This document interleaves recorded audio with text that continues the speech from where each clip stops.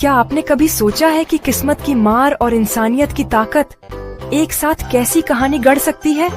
आज मैं आपको सुनाने जा रहा हूँ मधुआ और उस शराबी की अनोखी दास्तान जो शायद आपके दिल को छू जाएगी। ठाकुर सरदार सिंह ऊंचे घराने के शख्स थे।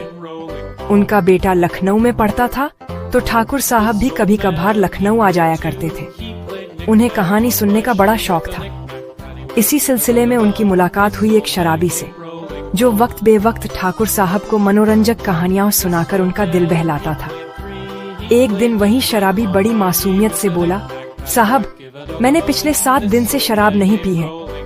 वजह पूछी तो बोला, मैं शराब इसलिए पीता हूँ ताकि दूसरों का दुख अनदेखा कर सकूं, वरना ये दुनिया बड़ी तकलीफ देती है।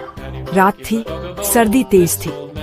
ठाकुर साहब ने शराबी को 1 रुपया देकर विदा किया और लल्लू जमादार को भेजने का हुक्म दिया। शराबी बाहर निकला तो फाटक के पास एक कोठरी में किसी बच्चे की सिसकियां सुनाई दी। लल्लू उस बच्चे मधुआ को डांट रहा था, भूखे पेट रुला रहा था। मधुआ डरते डरते बाहर निकला, गालों पर आंसू। शराबी ने बिना कुछ कहे उसके आंसू पोंछे और उसे कोठरी से बाहर ले आया। मधुआ ने बताया, दिन भर ठाकुर के बेटे के साथ खेलना, काम करना, रोटी नसीब नहीं हुई। भूख से बेहाल हूँ, जमादार की डांट अलग। शराबी के दिल में बड़ा संग्राम चला। एक ओर जेब में रुपया, मन करता शराब पिए, दूसरी ओर मधुआ की भूख।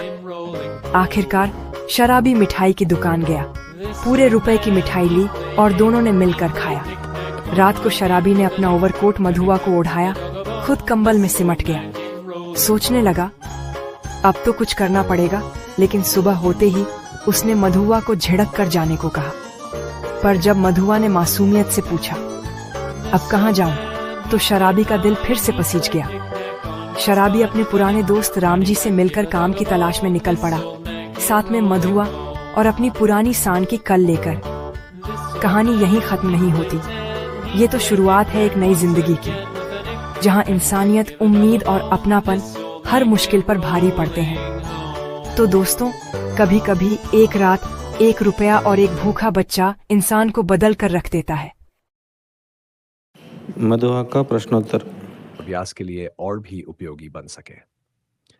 एक शब्द वाक्यांश वाक्य में उत्तर लिखिए। 1. बालक का नाम क्या है? बालक का नाम मधुआ है।